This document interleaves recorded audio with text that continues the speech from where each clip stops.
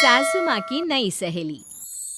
प्रिया kitchen में चाय बना रही होती है और सुमन ड्राइंग रूम में बैठकर मजे से टीवी देख रही होती है। तभी दरवाजे की घंटी बजती है। प्रिया, जरा देखना तो कौन आया है। देखती हूँ मम्मी जी।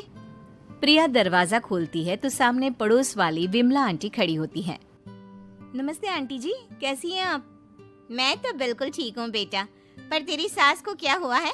आजकल कहीं दिखती ही नहीं है। जब देखो तब टीवी के आगे जमी रहती है।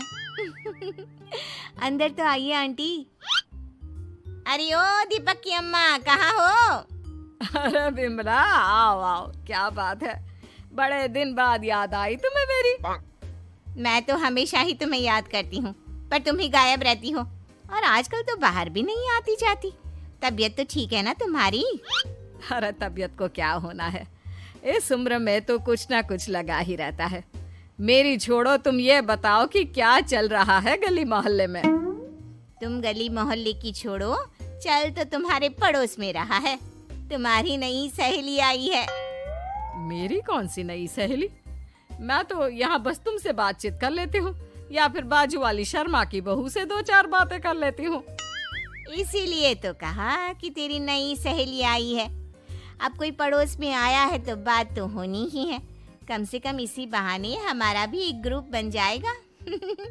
फिर सब मिलकर अपनी बहुओं की शिकायतें किया करेंगे। दोनों हंसने लगते हैं। तभी प्रिया चाय लेकर आती है और सामने टेबल पर रख देती है। दोनों चाय पीती हैं और बातें करते हैं। चलो मैं चलती हूँ, अब कल मिलते हैं। राम राम।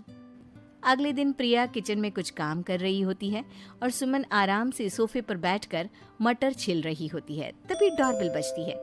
प्रिया दरवाजा खोलती है तो सामने उनकी नई पड़ोसन खड़ी होती है। जी, आप कौन? मैंने पहचाना नहीं। नमस्ते बेटा, मैं शारदा, आपके बगल वाले घर में अभी 2-4 दिन पहले ही शिफ्ट हुए हैं। ओह अच्छा अच्छा अच्छा, नमस्ते आंटी, अंदर आइए ना आप। देखिए तो मम्मी जी, आज कौन आया है। इतना कहकर प्रिया किचन में चाय बनाने चली जाती है। नई पड़ोसन को घर पे देखकर सुमन थोड़ा हैरान हो जाती है। नमस्ते बहन जी, मैं शारदा, आपकी नई पड़ोसन। अच्छा अच्छा, आप हैं हमारी नई पड़ोसन। आइए आइए, और बताइए कैसी हैं आप? जी बिल्कुल ठीक हूँ। वो दरअसल घर पर छोटी सी पूजा रखवाई थी, बस उसी का प्रसाद देने चली आई। सोचा इसी बहाने नए पड़ोसियों से भी मुलाकात हो जाएगी। ये तो बहुत अच्छा सोचा आपने। सुमन प्रिया को आवाज लगाती है।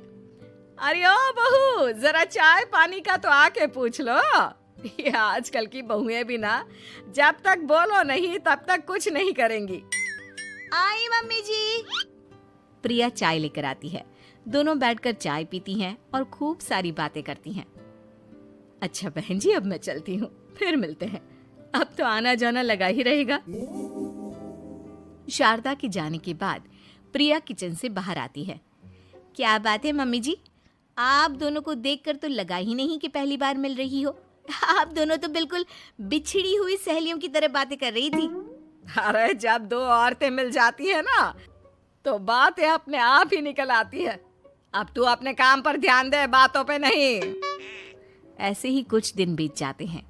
अब सुमन और शारदा अच्छी सहेलियां बन गई होती हैं। दोनों एक साथ मंदिर जाती, मार्केट जाती और कभी कभी तो विमला भी इनके साथ मिलकर खूब हंसी ठिठोली करती। एक शाम तीनों बैठकर सुमन के घर पर चाय पी रही होती हैं कि तभी बहुत तेज बारिश शुरू हो जाती है। सुमन जोर से प्रिया को आवाज लगाती है। प्रिया, ओ प्रिया, देख कितनी तेज बारिश हो रही है। जाके छत से सारे कपड़े ले आ, नहीं तो सब भीग जाएंगे। सुमन 2 बार आवाज लगाती है लेकिन प्रिया का कोई जवाब नहीं आता। शायद प्रिया कुछ काम कर रही है, इसीलिए कुछ जवाब नहीं दे रही। अरे काहे का काम, आराम फरमा रही होगी महारानी। तभी प्रिया बीमार हालत में अपने कमरे से बाहर निकलती है। हाँ मम्मी जी, क्या हुआ? मेरी तबीयत थोड़ी ठीक नहीं है ना, इसलिए आग लग गई। अरे सारे कपड़े भीग गए और तुझे सोने से फुर्सत नहीं है। सबके सामने सुमन के मुंह से ऐसी बातें सुनकर प्रिया उदास हो जाती है और छत से कपड़े उतारने चली जाती है। सुमन, ये क्या बात हुई? प्रिया ने बताया ना कि उसकी तबीयत ठीक नहीं, इसलिए उसकी आंख लग गई। तुम भी ना खामखा उसे सबके सामने सुना दिया।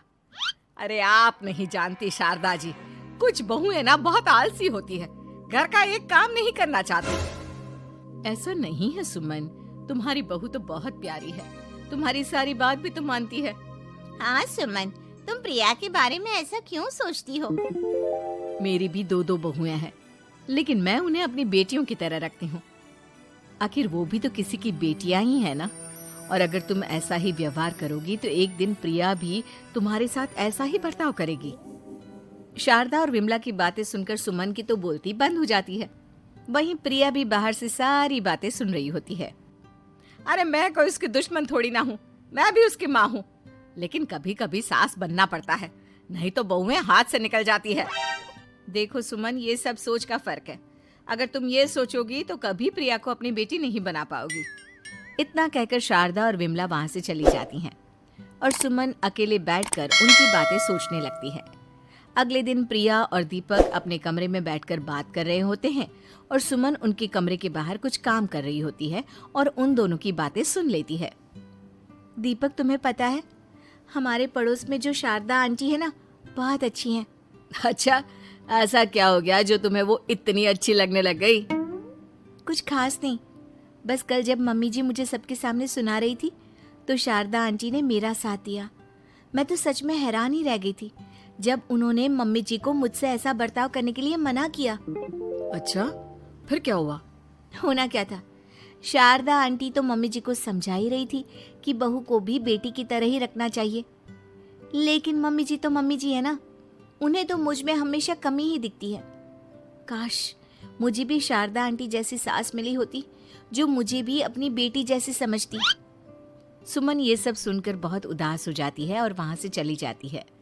प्रिया की बातें सुमन के कानों में बार बार गूंज रही थी।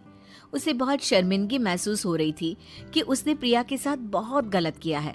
अगले दिन सुमन शारदा और विमला को बुलाती है। क्या बात है सुमन, आज तूने ऐसे अचानक क्यों बुलाया? सब ठीक तो है ना? हाँ, सब ठीक है, तुम दोनों बैठो तो सही। तब तक दीपक और उसके पापा भी आ जाते हैं। प्रिया, तुम भी आ जाओ। क्या हुआ मम्मी जी, आपने बुलाया? हाँ प्रिया बेटा, मैं आज सबके सामने तुमसे माफी मांगना चाहती हूँ।